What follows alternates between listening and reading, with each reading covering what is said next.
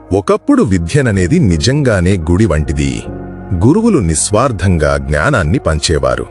విద్యార్థులకు ఎలాంటి ఫీజు భారం లేకుండానే విద్య అందేది. అది సమాజంలో జ్ఞానాన్ని వ్యాప్తి చేసే ఒక ఉన్నతమైన లక్ష్యంగా ఉండేది. కాని ఇప్పుడు అదే ఈబీసీడీ నేర్పించడానికి లక్షల రూపాయలు వసూలు చేయడమనేది ఒక తీవ్రమైన ప్రశ్నను లేవనెత్తుతోంది. ఇది నిజంగానే విద్యా వ్యవస్థ పతనమా, లేదా పేదల మీద ఒత్తిడి పెంచే వ్యవస్థ? ఈ పరిస్థితికి కారణాలు, పరిణామాలు, reasons and consequences of this situation. ఈ మార్పుకు అనేక కారణాలు ఉండవచ్చు. పెరిగిన ఖర్చులు. విద్యా సంస్థల నిర్వహణ ఖర్చులు పెరిగాయి. ఆధునిక సౌకర్యాలు, మెరుగైన మౌలిక వసతులు, టెక్నాలజీ వినియోగం వంటివి వ్యయాన్ని పెంచుతాయి.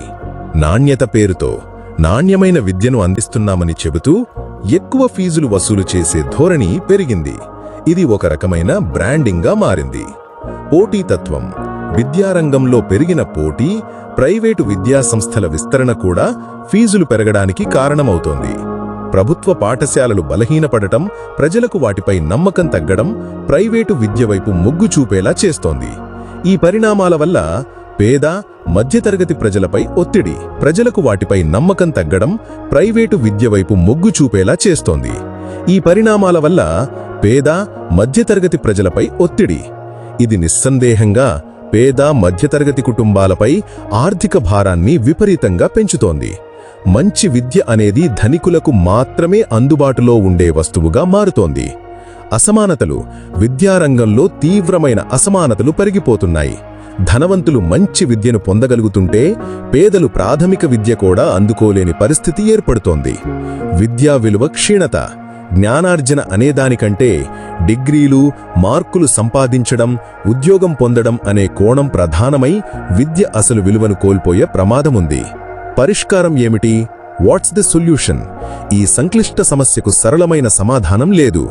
దీనికి ప్రభుత్వం, విద్యా సంస్థలు, సమాజం కలిసి కృషి చెయ్యాలి. ప్రభుత్వ పాఠశాలలను బలోపేతం చెయ్యడం, విద్యను ఒక వ్యాపారంగా కాకుండా ఒక ప్రాథమిక హక్కుగా చూడడం, నాణ్యతను తక్కువ ఖర్చుతో అందించే మార్గాలను అన్వేషించడం వంటివి అవసరం. మీరు లేవనెత్తిన ఈ ప్రశ్న చాలామందిని ఆలోచింపచేసేది. ఇది మన విద్యా వ్యవస్థ భవిష్యత్తు గురించి, సమాజంలో సమానత్వం గురించి ముఖ్యమైన చర్చను ప్రోత్సహిస్తుంది.